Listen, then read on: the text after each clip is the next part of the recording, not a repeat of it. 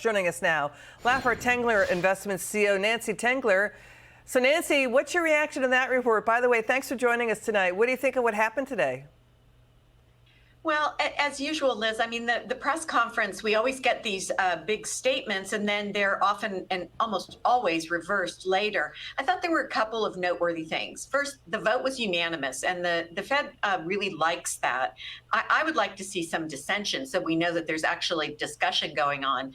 But they are slowing quantitative tightening, so that will free up, bonds for retail investors and increase liquidity.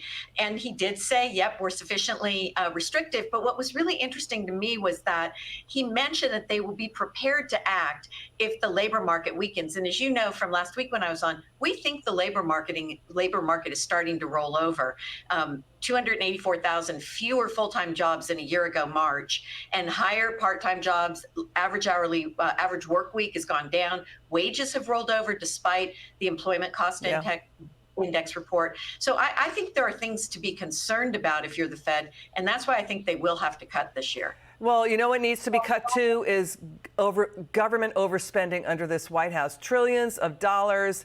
Government waste, fraud, and abuse in the trillions of dollars. The president is doing more inflationary spending on even more student loan bailouts. The latest round is $6 billion. Let's listen to former President Trump today in Wisconsin. Watch this.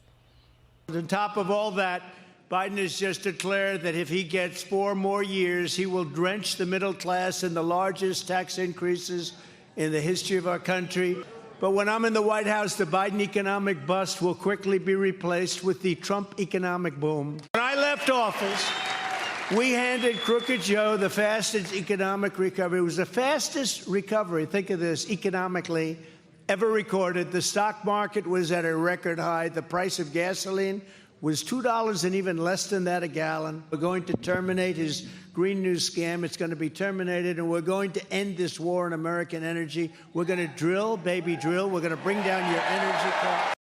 You know, he's getting a lot of applause, and his comments about Biden were getting booed. But, Nancy, let's stay on this.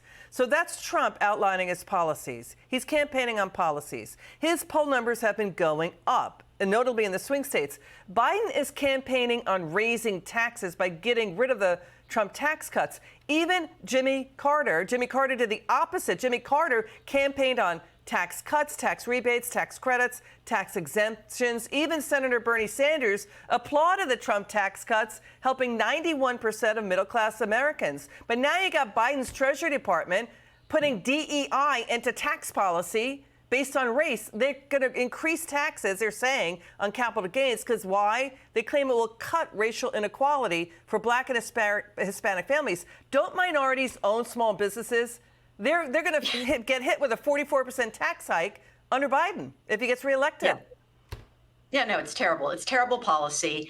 It's going to have the opposite effect as it always does. But what you also need to remember is this government has spent $10 trillion in deficit spending since COVID.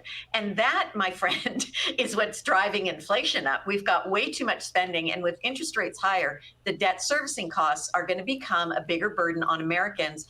And this is probably the dumbest policy decision or campaign decision that I've heard in many decades. Okay, Nancy Tengler, thank you so much. We're going to stay on all of this going in the coming weeks and months.